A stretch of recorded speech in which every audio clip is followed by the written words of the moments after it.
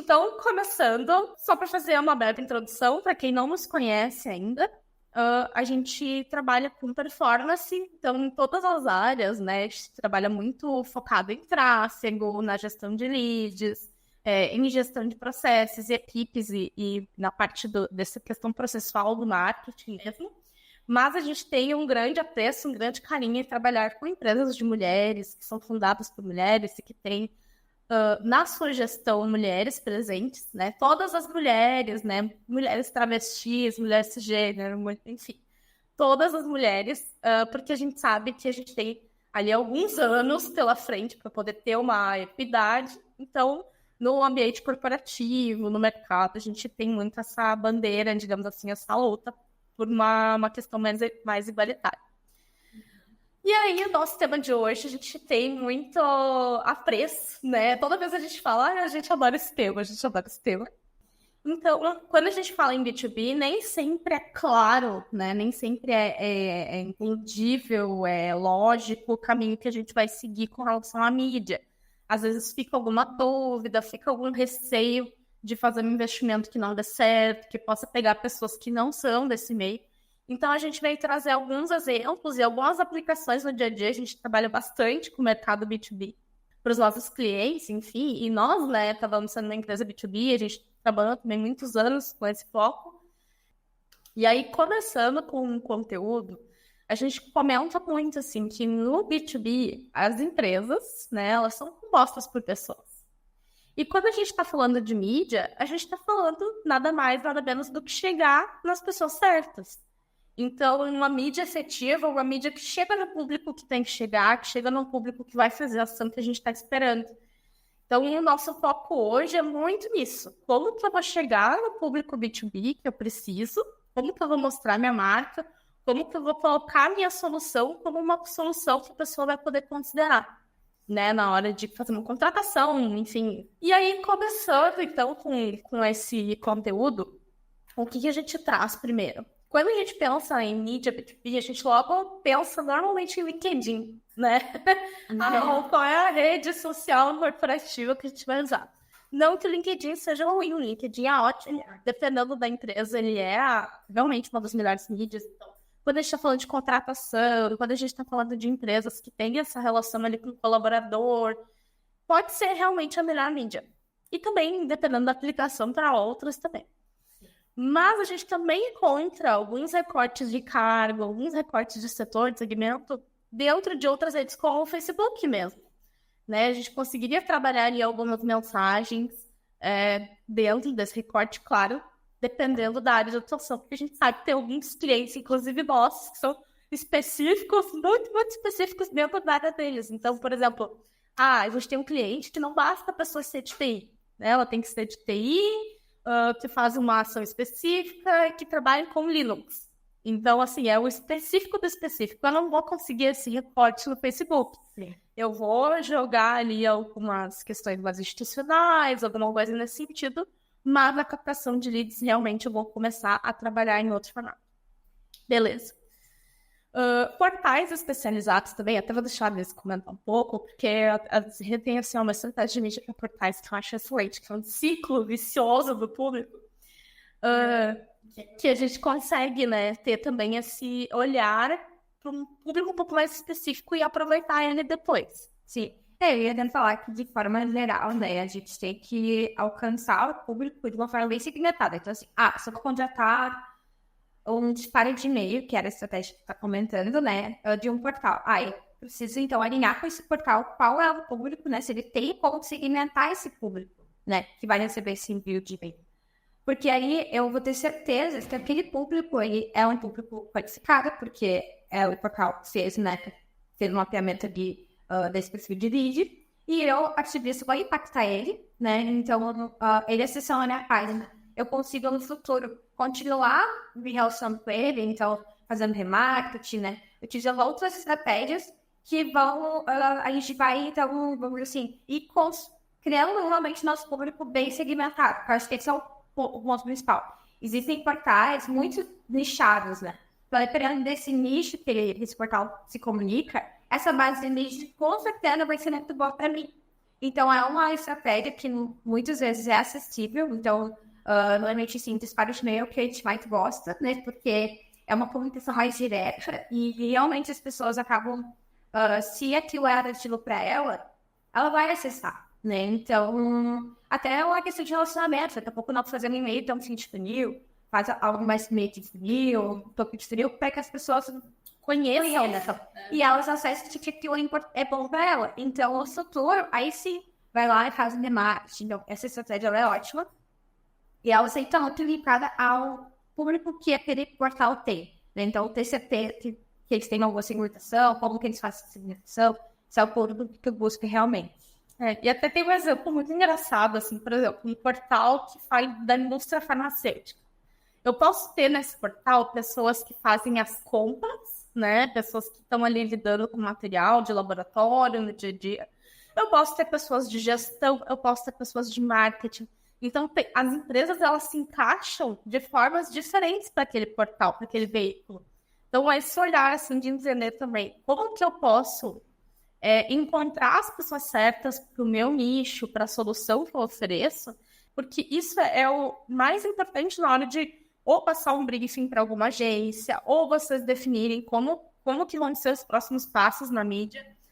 Isso vai fazer bastante diferença na hora que a gente abrir os horizontes para entender, bom, que tipo de pessoa, como que eu vou afunilar esse público para ser vantajoso para a minha empresa, né? E um outro ponto aqui, que é uma mídia que a gente ama, que funciona muito bem, é trabalhar o display, ou trabalhar o YouTube.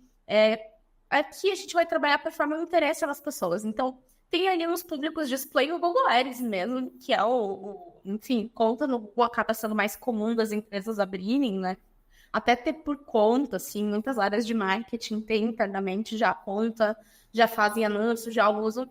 Quando a gente trabalha com essa versão do display, lá na biblioteca de públicos, a gente consegue criar um público baseado em sites que aquelas pessoas acessam. Então, vocês podem fazer baseado em concorrentes, se vocês quiserem fazer uma coisa mais fim de funil.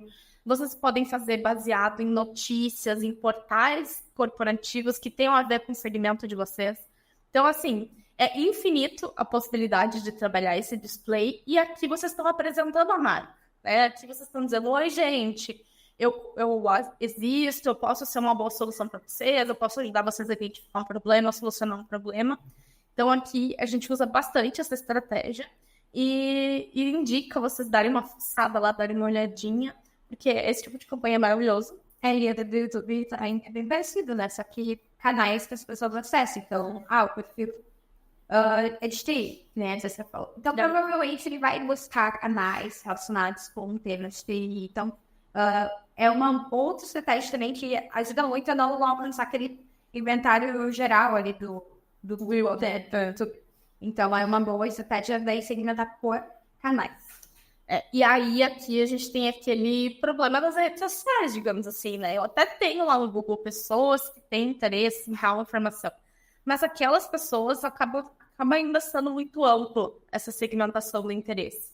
Quando eu trabalho com aquele canal, aquele conteúdo, eu estou dizendo que aquilo ali que eu quero, eu tenho uma segmentação por interesse, só que ela é muito mais inteligente, digamos assim. Ela tem um recorte mais bem feito. Eu consigo identificar onde que eu vou conseguir aquele público que eu quero, né? Então, é um pouco diferente, é um pouco mais personalizado. Obviamente, dá mais trabalho também, né? Então, tudo que é bom dá trabalho, não adianta. Mas funciona muito bem. Eu queria dizer que, nesse ponto, a parte de planejamento e de estudo de públicos, independente de qual canal, é muito importante, né? Então, mapear bem isso. Porque daí tu não vai estar ganhando dinheiro fora, que eu acho que tem um ponto. É mais trabalhoso, mas tu não já vai ter dinheiro fora. A gente fica muito preocupado, assim, com que realmente a gente vai investir, se aquilo realmente vai trazer um retorno e vai chegar no público que a gente quer. E aí, quando a gente trabalha sobre essa questão também do usuário que está mais pronto para comprar, das buscas, a gente tem a questão do Google Search. Então, aqui a gente vai muito para uma questão de palavras-chave, de uso dos termos, de usar correspondência de frase, não usar termos amplos, porque aqui a gente vai ter que reportar exatamente como que funciona a busca B2B para esse segmento. Então, de uma forma mais corporativa, como que a pessoa vai buscar essa solução? Viagens para empresas, por exemplo, hotéis para empresas, hotéis corporativos, convenções corporativas, como que vai ser essa procura?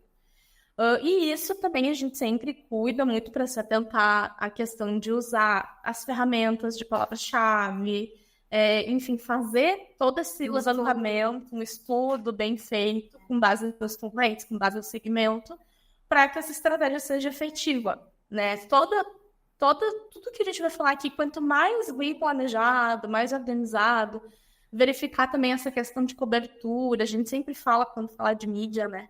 Cuidar para ter uma boa cobertura, para que a nossa campanha não seja um pinguinho d'água no oceano, para que a gente consiga realmente fazer uma diferença dentro daquele público que a gente quer. E a gente tem também algumas questões de push, de display, enfim, até de vídeos, quando a gente está trabalhando de geolocalização. E aí, depois a gente também vai trazer algumas ferramentas, onde, vamos supor que a gente tem um evento, tem alguma convenção, alguma coisa acontecendo. Essa estratégia B2B para eventos, normalmente, elas têm bastante impacto. Só que a pessoa que está naquela feira, naquele evento, ela está indo em, sei lá, centenas de lugares. Ela conhece muitas marcas, a pessoa fica até tonta, né? De, tipo, tudo o que tem ali para ver. Se a gente trabalha com um push específico naquele momento, ou, enfim, alguma mídia que possa levar ela para uma página, levar ela para uma landing page para a gente trabalhar remarketing depois, ou trabalhar um acompanhamento com essa pessoa, a gente já tem ali um aproveitamento muito melhor do patrocínio daquele evento, daquela presença, né? De todo o trabalho que envolve ter essa ida, né, para esse local. Isso. Até que poderia impactar depois, né? Porque acho que ali naquele momento a pessoa realmente não vai ficar tão atenta, pode até acessar ali o post para curiosidade, que isso é natural, eu acho que é importante essa ação do post, né?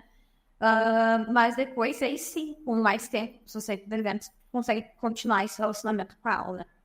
E o tempo de compra, como ele é muito longo no B2B, a gente consegue manter, se colocar na frente dos nossos concorrentes. A gente está sempre ali presente, sempre tendo aquela lembrança de marca com o público. Então, isso ajuda bastante, assim, na hora de organizar a estratégia.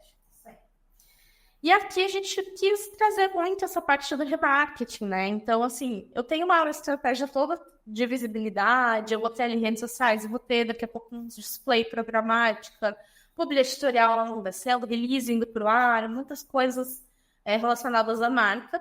Mas quando essa pessoa começa a entrar em contato, a ver informações sobre o meu produto, enfim, acessar landing pages, páginas de produtos, eu consigo trabalhar o remarketing com ela, construindo os passos para ela ir perdendo essas objeções que ela deve ter com relação à compra. Então, a gente vai construindo ali um relacionamento até ela vir com, beleza, preciso de um orçamento, preciso testar a solução de vocês. Então, dependendo de como começa a venda, né, a gente consegue ir construindo, botando essa sementinha na cabeça do público para chegar nesse momento. E é preciso esse investimento, né? O B2B, ele não é assim, eu vou em banner e vou comprar. A pessoa vai demorar, vai pensar sobre aquilo, vai querer testar, talvez, vai avaliar, vai procurar no Google outras possibilidades. Então, a gente brinca, precisa ser meio que um polvo, assim, né? Tem que atacar de várias partes para conseguir ter uma estratégia bem sucedida. Eu ia comentar que a gente volta aqui a falar sobre a questão do mapeamento do público, né?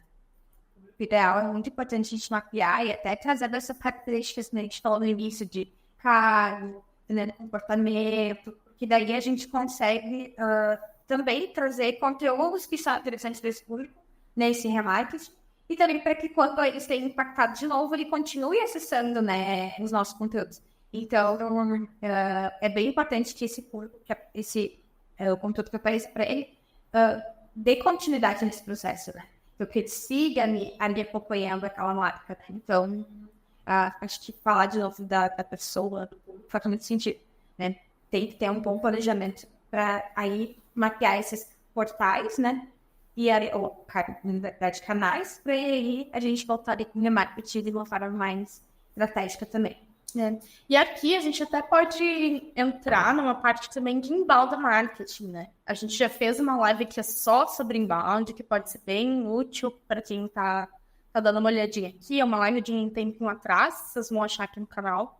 Mas quando a gente traz essa pessoa, que ela vira um lead, que a gente consegue alimentar ela dentro de casa, digamos assim, já, né, como o nosso contato, a gente também facilita esse processo.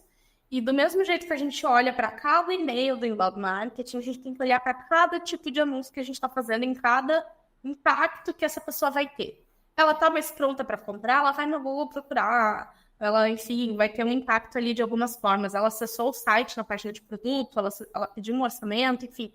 Ela vai ter um impacto diferente da pessoa que foi só para a página inicial, ou da pessoa que está indo lá no concorrente, e ela tem que primeiro construir a visão de que, olha, essa marca também existe, também é uma possibilidade de compra para mim. Eu tenho um processo de conhecer, de ter afinidade com a marca, quando a gente fala de soluções, né? Tipo, de entender quais soluções são adequadas para ela. Então, isso tudo faz muita diferença na hora que a gente se comunica com esse público, né? Gente, então, a gente traz aqui também alguns pontos para identificar essas bases, né? Ah, é uma boa base, é um bom inventário. Daqui a pouco eu vou contratar uma programática. Como é que eu vou entender se o inventário é bom para mim ou não?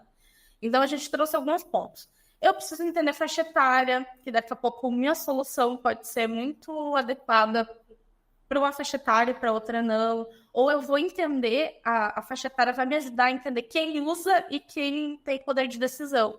Daqui a pouco a gente vai ter que separar os assuntos. O poder de decisão e pelo usuário, realmente, que vai trabalhar com aquela plataforma ou vai trabalhar com aquele produto ali no dia a dia. Área de atuação, então, principalmente, né? Se eu atuo no mercado X, eu não posso lá vender para Y porque não vai dar match, né? Não vai funcionar. Então, tem que entender o quanto eu consigo segmentar essa área de atuação. Esse inventário vai me deixar segmentar? Se ele não vai, talvez não seja uma boa opção. Eu vou estar dando tiro no escuro, né? Então, aqui também é bom sempre avaliar essa questão do nível de hierarquia. Você tem as informações de cargo, daqui a pouco alguma questão com região. Então, assim, eu não tenho uma verba para cobrir o país todo, mas eu posso selecionar algumas regiões que são chave para minha empresa. Onde eu sei que aqui eu tenho uma boa abertura, que eu tenho market share do meu segmento que funciona bem. Então, eu preciso cobrir essas cidades, preciso cobrir essas regiões. E aí, quando a gente trabalha com a questão do comportamento do usuário, eu tenho aqui interesse, né? Eu posso ter ali interesse, eu posso ter interesse cruzado, que a pessoa gosta de uma coisa e também gosta de outra, também tem um comportamento X. E eu posso ter também essa questão de comportamento de consumo. Então, daqui a pouco vai ter uma mídia ali que no portal eu tenho um publi editorial que é lido em tanto tempo, a pessoa fica mais tempo no site, e eu tenho um outro que não tem tanto essa margem, a pessoa sai mais rápido. Então, será que ela vai ler? O que será que faz essa diferença? Será que é o layout do portal? Será que é a forma com que o material que está sendo vinculado lá está escrito? Então, tem algumas informações que é legal a gente pedir para o veículo, sempre que a gente for orçar, para entender, né? Entender bem como que isso vai funcionar, como é que eu consigo comparar também se a minha campanha teve uma boa retenção ou não, com relação à média das pessoas que estão anunciando ali. Então, essas dicas são bem valiosas quando a gente precisa trabalhar ali no plano de mídia. Gente, vou deixar os nossos contatos aqui.